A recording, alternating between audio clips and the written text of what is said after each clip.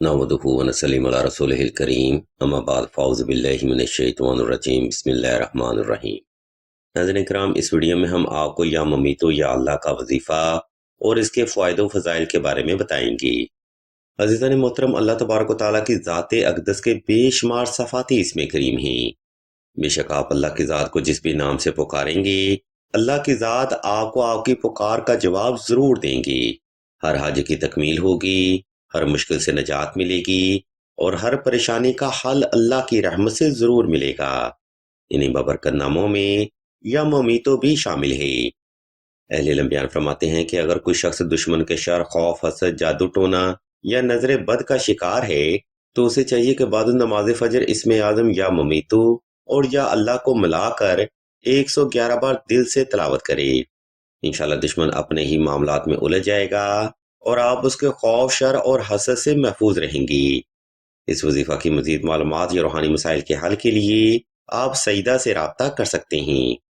वजीफा की मजीद तफसील बताने से पहले हम आपको बताते चलें कि सिलसिला इसमें आज़म ने दुआए खास का रूहानी प्रोग्राम भी शुरू किया है।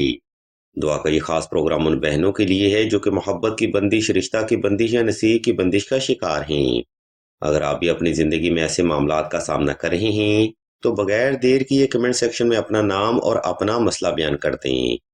सिलसिला के बुजुर्ग इंशाल्लाह आपके लिए दुआएं खास भी करेंगे और बेहतरीन रूहानी इलाज भी तजवीज़ फरमाएंगी। अज़ीज़ान मोहतरम, या मुमीतो या अल्लाह का वजीफ़ा आपने दौर का सलातुल हाजत, नफल और हस्ब तफीक सदका से ही शुरू करना है। नंबर 2, ये वजीफ़ा आपने खास तन्हाई में करना है ताकि आपकी तवज्जो अपने जायज़ मकसद से गाफिल ना होने पाए। नंबर 3, या ममीतो या अल्लाह का वजीफ़ा आपने साफ सुथरे कपड़े पहनकर और ख़ास खुशबू लगाकर ही करना है। इस तरतीब को फॉलो करते हुए ये वजीफ़ा आपने कम से कम 14 रोज़ तक 111 तादाद में जारी रखना है। इंशाल्लाह मेरे मौला के फजलो करम से आप दुश्मन के शर और उसके जादू टोना से ताहयात के लिए महफूज रहेंगी। वज़ाइफ की मज़ीद मालूमात या रूहानी मसाइल के हल के लिए आप सईदा से भी राब्ता कर सकते हैं।